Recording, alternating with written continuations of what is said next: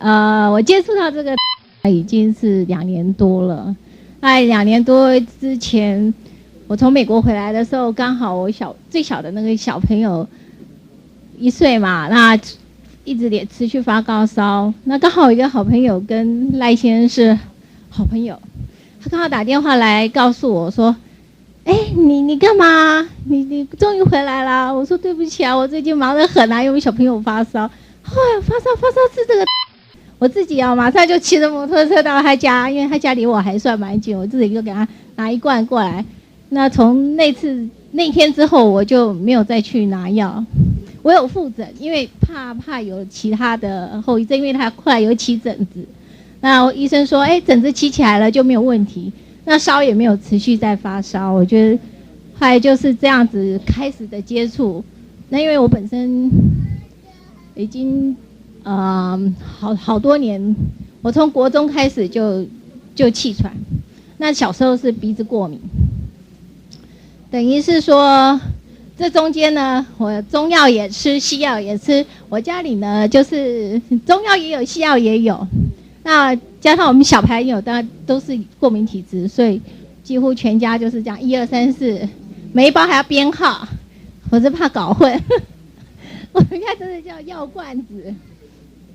然后针灸也试过，然后还去那个叫真的灸那种，然后还起水泡的，后面还起了很大的水泡，真的是痛苦不堪。然后这个长征南北啊，这听说哪里有名医就往哪里跑啊。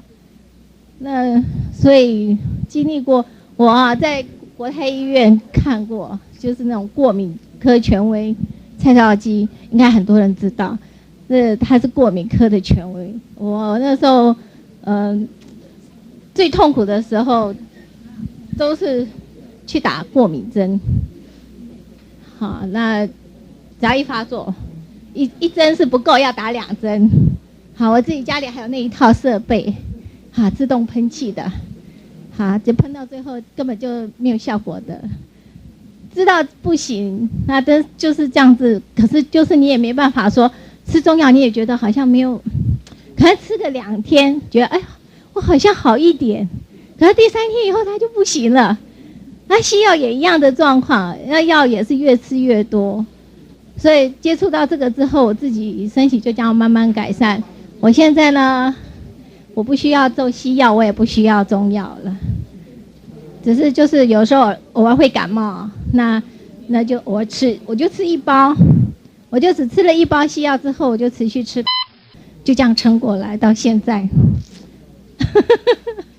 所以我也很感谢赖先生、赖太太他们发明这个，而且主要我也是救了好多朋友，因为现在很多小孩，大家学校里面你一问之下，大概8成9成的小孩都有过敏的现象。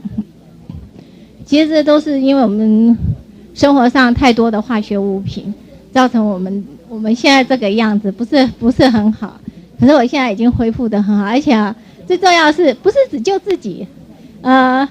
我们家那只狗狗过年的时候感冒我婆婆就想说，哎呀，糟了，过年没有医生看了。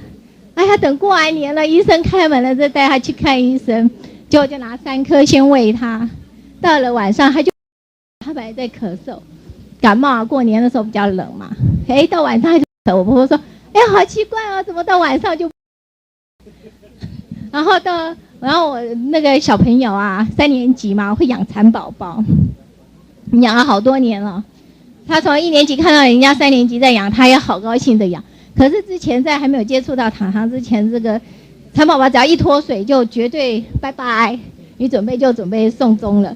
可是呢，自从有了糖之后呢，我们一看到他脱水，马上就把压扁扁，压成粉状撒在那个桑叶上面，结果它变成一只最胖最肥的那一只，而且还很精，只有嫩叶才吃，老叶不吃了。所以我觉得这个东西很好，连我们家的植物也受惠鱼有时候鱼也会生病嘛，然后我们就是把它丢在水，就丢3颗下去，那个植物也是，我们就是这样子。从此我们家本来那个健保卡是已经用到 M 啊、N 啊、O 啊都有了。然后去年我前年接触嘛，前年的暑假接触，那一年是已经到 ORP 的那个号码了。那去年呢，就 A 卡都还没换哦。那今年也差不多。看牙齿当然不算啊，那个看蛀牙的就不算了。那我还有很多朋友啊，就是这样子，觉得我觉得是在做福报啦，觉得在救人的那种感觉啊，非常的好。所以大家有缘在这里，也是大家都很有福气，才有机会接触到这里的。好，谢谢大家。